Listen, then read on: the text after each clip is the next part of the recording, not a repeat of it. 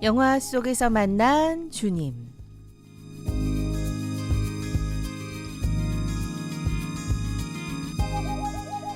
한 편의 영화를 주님의 세계관으로 해석하고 나아가 그리스도인으로서 우리는 어떻게 반응하고 대응하며 이 시대를 살아갈지 함께 고민하는 시간입니다.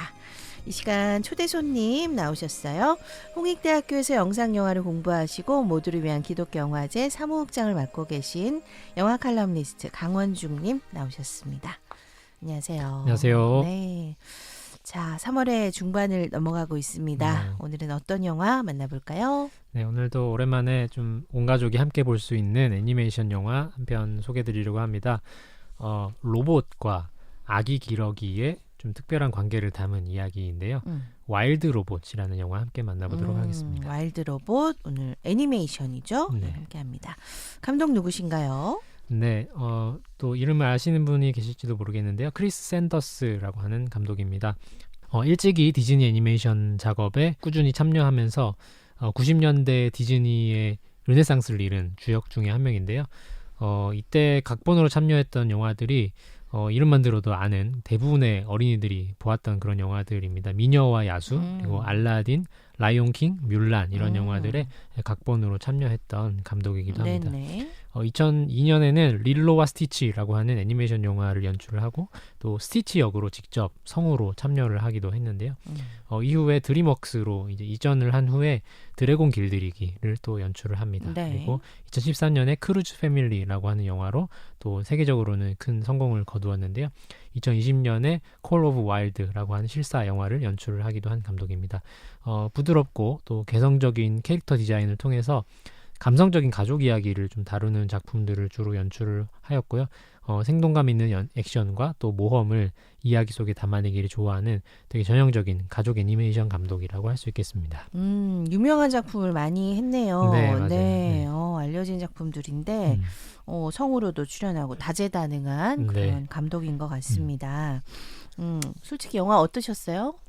이번에 영화 네, 와일드 로봇. 영화 자체는 재미있게 보았고 네. 이제 이따가도 좀 소개해드리겠지만 좀 더 이제 생태주의적인 디테일을 이제 열심히 이제 찾아서 왜냐하면 이제 이것이 와일드 이름에서도 제목에서도 어떤 생태주의를 담고 있는 영화이기 때문에 조금 더 좀 냉철하게 영화를 분석하면서 봤던 그런 영화이기도 했습니다. 애니메이션을. 네. 예. 저는 이게 이제 주변에서 좀 추천을 많이 받아서 이 네. 영화를 사실 봤는데 많은 분들이 극장에서는 뭐 눈물을 흘릴 정도로 뭐 어떤 감동 네. 포인트가 있었다고 하더라고요. 저는 뭐 그런 정도는 아니지만 네, 그래도 굉장히 아이들과 보기는 어떤 메시지가 있다 이렇게 생각하고 오늘 추천을 드렸는데요. 네. 자, 줄거리를 제가 한번 소개하고 얘기 계속 이어갑니다.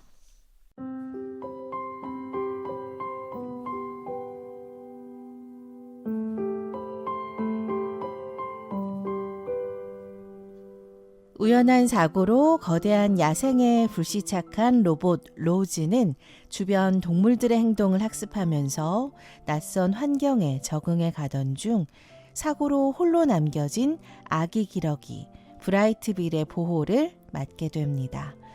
로즈는 입력돼 있지 않은 새로운 역할과 관계 속에 낯선 감정들을 마주하게 되고 겨울이 오기 전 남쪽으로 떠나야만 하는 기러기 브라이트빌을 위해 홀로 서는 방법을 가르쳐주게 되는데요. 브라이트빌은 한계를 극복하고 멋진 비행에 성공할 수 있을까요? 야생에 떨어진 로봇 로즈와 브라이트빌은 특별한 기적을 함께할 수 있을까요? 영화 와일드 로봇이었습니다.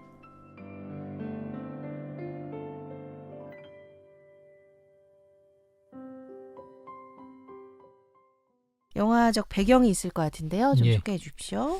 이 영화가 원작 소설이 있습니다. 피터 브라운이라고 하는 작가의 동명의 소설이죠. 와일드 로봇을 이제 원작으로 하고 있는 영화인데요.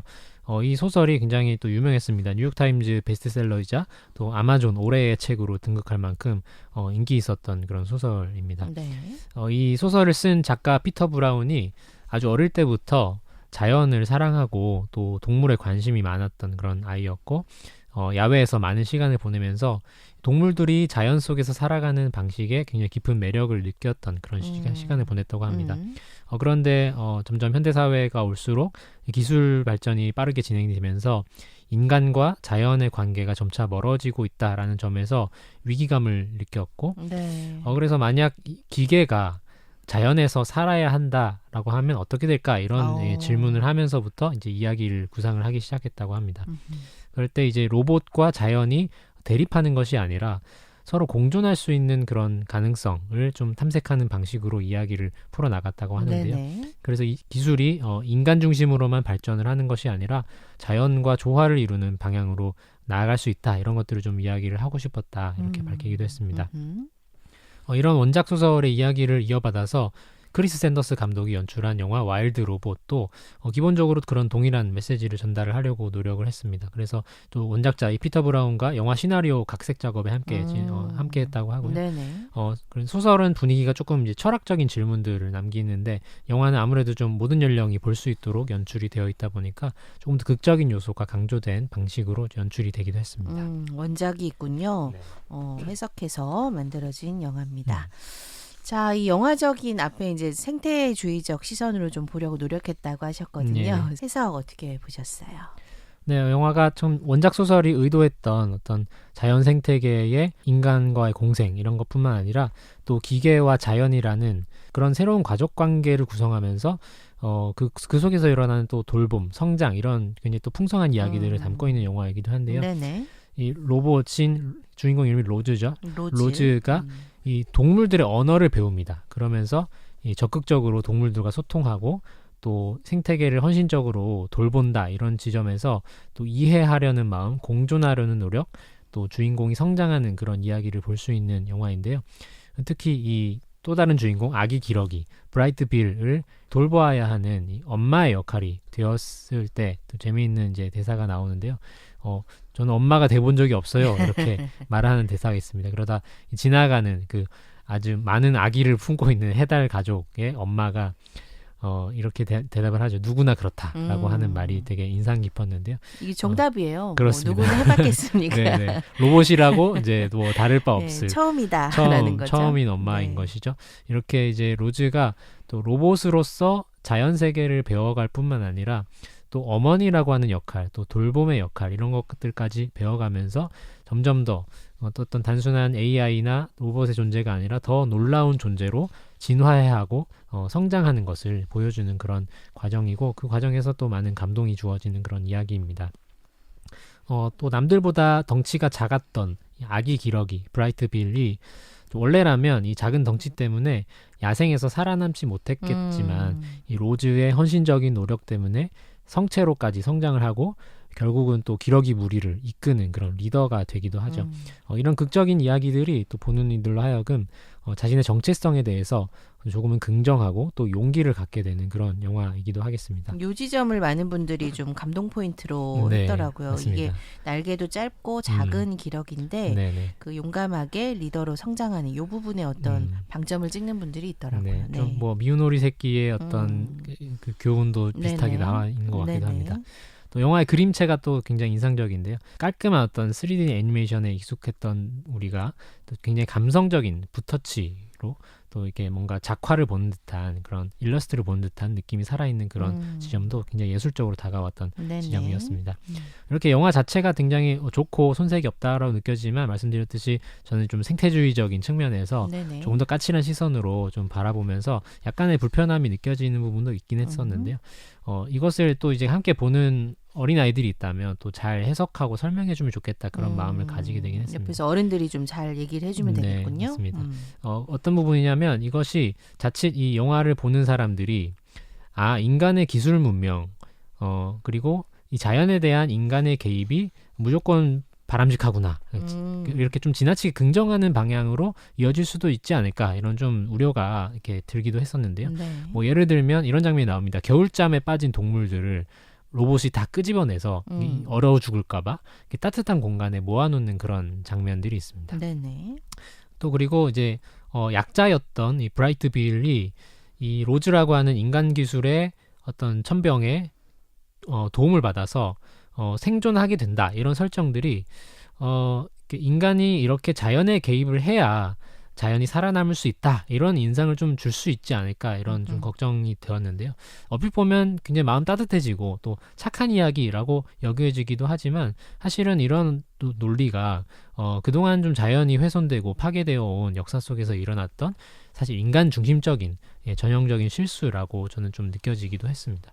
사실은 자연은 자연 그대로 두는 것이 가장 바람직하고 혹시라도 우리가 좀 개입을 해야 되는 지점이 있다라고 한다면 그것은 바로 그동안 인간이 너무나 심각하게 이 자연 세계를 파괴해 왔기 때문에 불가피하게 다시 인간의 손으로 복구를 해야 하는 영역에 대해서만 그런 인간적인 노력이 필요하다 이렇게 좀 생각이 들었는데요. 뭐 예를 들면 과거에 한창 이제 댐 건설이 한창이었던 시절이 있었는데 지금은 이것이 너무나도 세계의 물길을 심각하게 오염을 시켰던 것을 깨닫고 다시 이제 그 다이너마이트를 통해서 폭파시키는 그런 일들이 일어나는데 이것은 또 인간만이 할 수 있는 다시 재자연화인 것이거든요. 네네. 그래서 이렇게 인간이 망친 것에 대해서만 인간의 힘으로 복구해야 한다라는 어떤 전제 속에서 이런 인간의 개입이 가능하다 이런 점들을 좀 짚고 싶었습니다.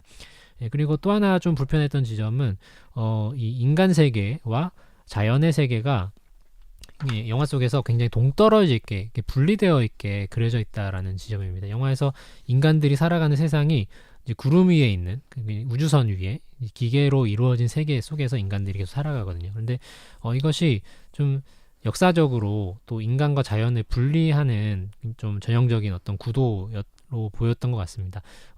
마치 인간은 자연이 아니다. 인간은 자연에 속하지 않는다라고 말하고 있는 어떤 근대 이후에 분리주의에 가까운 그런 이렇게 모습으로 그려졌는데요.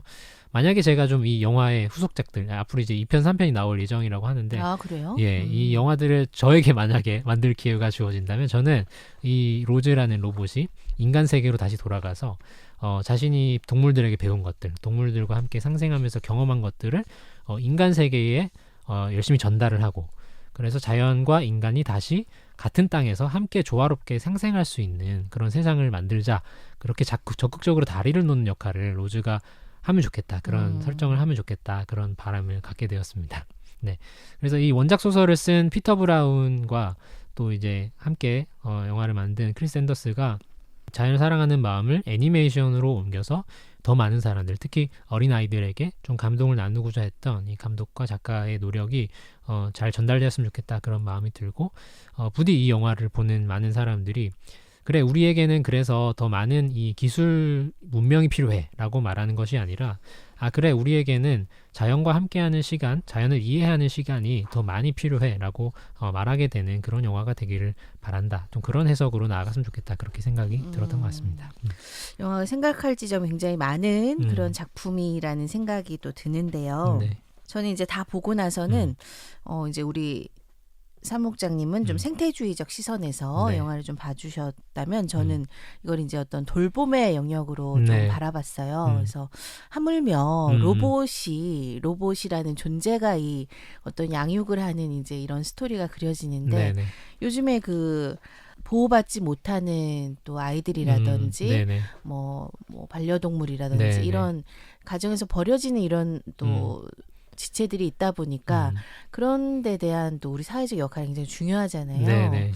그래서 이거를 이제 로봇이 할 수 있는 세계를 영화에서 그렸다면 네네. 이거 실제 우리 삶 속에서도 이제 할 수 있는 일인데 좀 외면하고 있는 게 아닌가 하는 네. 생각이 들었어요. 네, 크리스 앤더스 감독이 이제 인터뷰에서 직접 밝힌 바가 있는데 이 결국은 로즈라고 하는 로봇이 상징하는 것은 결국 인간성이거든요. 그런데 제가 또 발견한 것은 그 인간성이라는 것은 무엇이냐면 야생과는 다르게 어떤 돌봄에 대한 따뜻한 의지를 발휘할 수 있는 유일한 존재가 또 인간이라는 네네. 지점이었던 것 같습니다. 그런 점에서 또 인간으로서만 할 수 있는 또 하나님의 형상으로서만 할 수 있는 우리의 역할이 있지 않을까 그런 생각을 하게 되는 영화였습니다. 요즘 뭐 진짜 인면수심의 어떤 그런 굉장히 안타까운 사건들이 네. 많이 일어나고 있잖아요. 맞습니다. 그래서 인간성을 자꾸 상실해가는 네. 시대라고 많은 분들이 안타까워하고 계신데 네.